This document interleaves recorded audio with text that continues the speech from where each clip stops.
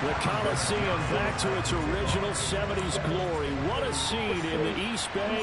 And we're underway in the John Madden Legacy game. And he'll get it up past the 20 to about the 22.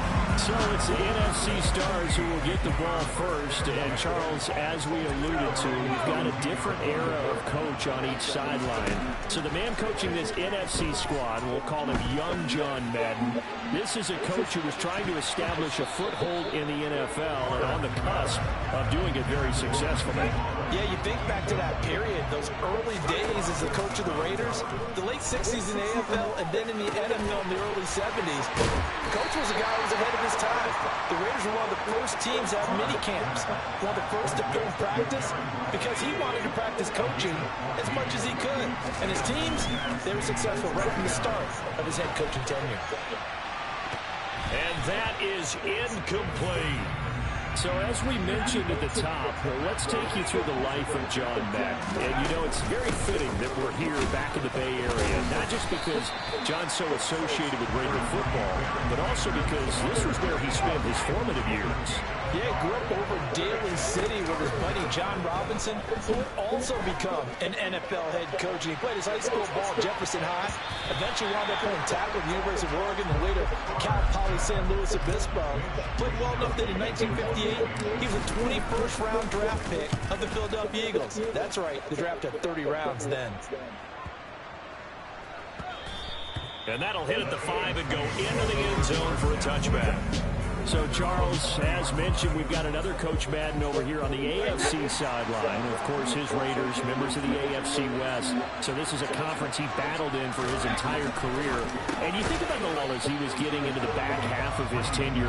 It was a golden era for coaches. You had Don Shula, Tom Landry, Chuck Noll, Bud Grant. But it was John Madden who had the best winning percentage of them all, CD. 759, the best ever. Brandon, it's hard to believe he could be so successful in the conference with all those great teams. The skill. And now look at this. Big gain, but a fumble. And it's scooped up by the NFC. And they'll start out with great field position at the 47-yard line in enemy territory. These defenses have become so opportunistic, and no matter what you're playing, in this case, wide receiver, you got to be careful. You certainly do, because there is a phrase in today's football that we use all the time: completing the process of the catch. Well, it's after you do that where the trouble begins, right? Meaning you've tucked it away, you're trying to get downfield, but someone's always coming up trying to rake at the ball and knock it free. But Charles, you mentioned Coach was a 21st round draft pick back in 1958. Was the Philadelphia Eagles who selected him. But unfortunately for John, knee problems, they just continued to dog him. He was hurt in his first training camp. Actually never saw the field as a player in the NFL. But it was still during his time with the Eagles. You and I were talking about this before going on air, that you could start to see the light bulb going on for what his career path might entail. And it went on in a big way, didn't it? Because while he was rehabbing his knee, he started to spend a lot of time breaking down film with the Eagles, with quarterback Norm Van Brocklin, the future Hall of Famer and future head coach in the NFL. Remember, Van Brocklin coached with the Falcons, he coached with the Vikings. And it was there, during that time, I think Coach Madden realized his love of football and love for teaching, combining all of them together. So in 1960, he began his coaching career at a small college south of San Luis Obispo called Allen Hancock, and then later at San Diego State University. The guy that throw it around pretty well, Don Coryell. Charles, you know, it was in the early 1960s that a young John Madden made the acquaintance of the owner of the Oakland Raiders, one Al Davis, of course, and the two, they really bonded, would become one of the best owner-coach duos in NFL history. And to take it a step further, Al Davis became someone who John referred to as his best friend. Yeah, 1967, Brandon, Al Davis hired Coach Madden to be a linebackers coach. Remember, this was still the AFL at that point. They had not merged totally with the NFL. And Coach Madden, he paid dividends almost immediately after the Raiders won the AFL title in 1960. The AFC with the football here to begin the second quarter. They are in need of 6 yards here if they hope to move the chains. Throwing is Brady on third down. He's got a man. Andre Reed complete. And they'll get him down up past the 15, just shy of the 20. So a much rosier picture now after that last play. Here's 1st and 10 at the 19-yard line. To throw, it's Brady. Got a man. That's Tim Brown. Charles, you talked about John Madden and the Raiders going on a ride. Well, try these numbers on for size. So 10 seasons as a head coach. The Raiders won their division 7 times. They finished second the other 3 times. And he became the youngest coach to amass 100 career regular season victories and is still, to this day, the franchise leader in wins. And when you think about it, that's where that rivalry with Kansas City really took root. As did the expression commitment to excellence. And boy, was it personified by the players who played for Coach Madden. On offense, how about quarterback Kenny Stabler, wide receiver Cliff Branch, wide receiver Fred Blitnikoff, tight end Dave Casper, to name a few. How about those great linemen he had? Center Jim Otto, guard Gene Upshaw, tackle Art Shell, all of them in the Pro Football Hall of Fame. And guys on the defensive side of the ball, the Mad Stork himself, Ted Hendricks, Willie Brown, John Matuzak, Otis Sistrunk, and Big Ben Davidson. So many great players, so many great memories.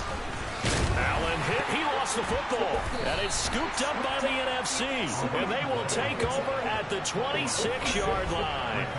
Whenever I see a team turn it over on back-to-back drives, fumbles on their last 2, I know one person's blood pressure who is starting to rise, and that's the head coach. Absolutely. And when's it going to go down? When they stop fumbling? When they stop fumbling and after he's assessed the game film, and only if they manage to win the game. Charles, you think about all the success that John Madden had as an NFL head coach, and he had plenty, and we talked about it, including the 10 straight winning seasons, a Super Bowl title. But like any great coach, he also suffered through a few tough losses along the way as well. And Brandon, those tough losses came in high-stakes games because they always had such great success. Think about it this way. The Raiders were knocked out near the AFL championship game or the AFC championship game. There might be a divisional round exit. That's the one that bothered him most of all. Three River Stadium, December 1972. Yes, the Immaculate Reception game. Franco Harris grabbing the ball that was deflected. Almost at his shoe tops, he picked it up and took it in for a game-winning score to give the Steelers a 13-7 victory. And partner, anyone who loves black and silver still doesn't believe that ball hit anyone in black and silver that day, and that play should never have counted.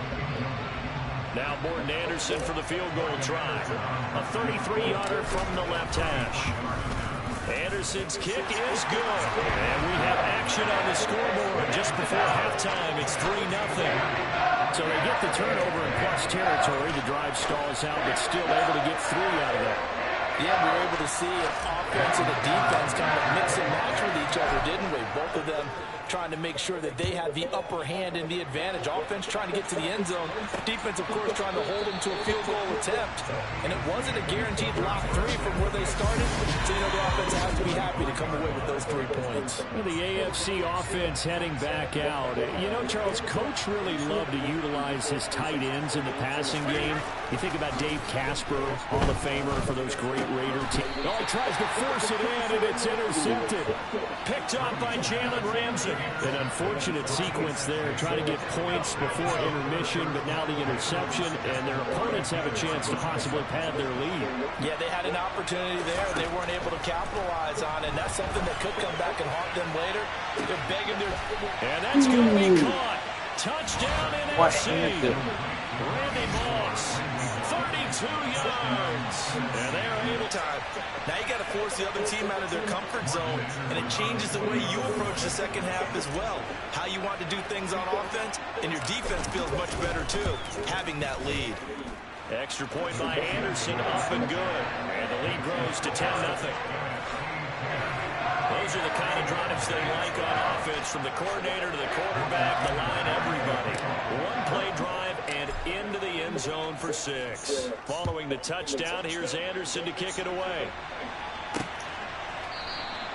And not wanting to risk anything here late in the half, he'll just take a knee and they'll bring the football out to the 25. The offense for the AFC set to go now. And with time quickly fading here in the second quarter, not sure how aggressively, offensively they want to play this. I think we'll find out just how much they trust their guys in this situation if they decide to take a shot. Brady's incompletion on first down leads to a 2nd and 10.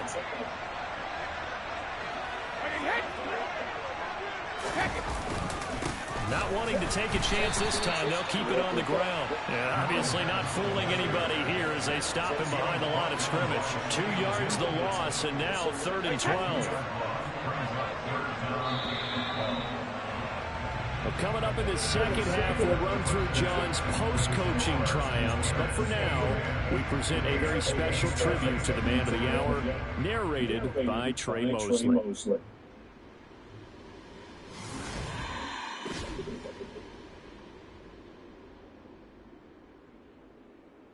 What comes to mind when you hear the name Madden? Is it the coach who led the Raiders to their first Super Bowl victory? Perhaps it's the broadcaster who entertained millions of fans. Or maybe it's the video game known simply by his name.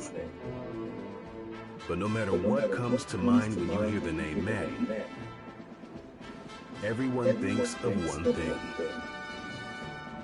football. The core of it was football. It's the greatest game in the world. The left goes to the right goes to the left.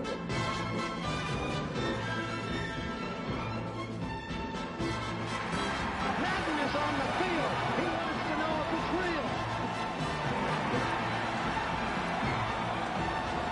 John Madden goes on the shoulders of his players.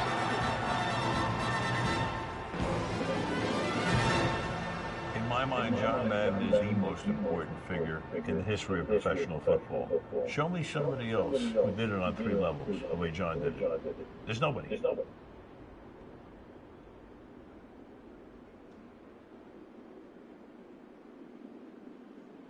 Boy, Charles, that is really well done. Coach was something else, wasn't he? I'm reminded what Al Davis said when he was inducted coach of the Pro Football Hall of Fame, Brandon. He loved the game. He loved his team. He loved the Raiders. He loved this league. And you can see it with everything he does. No doubt. But it's quite possible, though, that now he would say, hey, enough of that. Let's play some football. The second half forthcoming from Oakland. The AFC offense set to take their next drive. Haven't really been able to get anything going offensively, virtually nothing in the ground attack either, so certainly something has to change here in quarter 3. And I'm pretty sure their friends from the defensive side of the ball told them exactly that, because those guys, the stop troops, they've been playing pretty well. They've kept them around in this game. Now, they got some time. The running game struggled in the first half. Opposition knows how to focus on defending the pass here. They've got to re-energize that ground game and maybe open things up for a comeback here in this half. And now a fumble. The ball's out. And it's scooped up by the NFC. Escapes the defender. And they will finally put it into the return, but not until he takes it back all the way inside the 10-yard line. So it's kind of more of the same offensively. This was a team needing to come out of this third quarter with a little fire. Instead, they put the ball on the ground. And you know that has to be the discussion at halftime because they're down 2 scores. We got to come out with a little bit more urgency than we had in the first half. Now that urgency falls on their defense. Touchdown! Cooper Kupp. Excellent work there to get in on the touchdown run. And the NFC able to capitalize on that fumble recovery and turn it into 6. Extra point by Anderson, up and good. And that makes our score 17-0. They had the short field, and they made quick work of it. The end zone.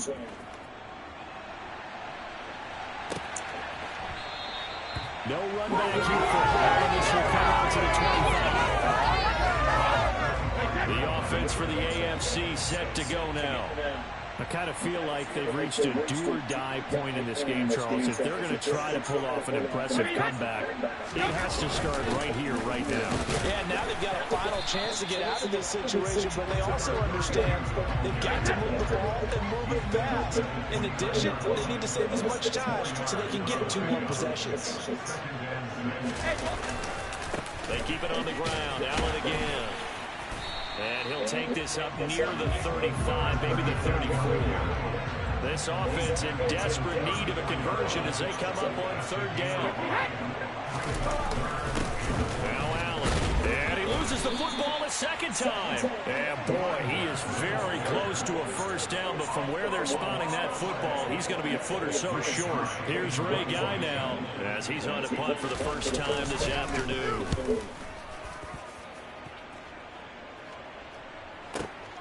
On the return, Hester. And when it's said and done, it's a 58-yard punt. And the NFC will take over deep in their own territory with a 1st and 10. That punt was near perfection as it checked up inside the 5-yard line.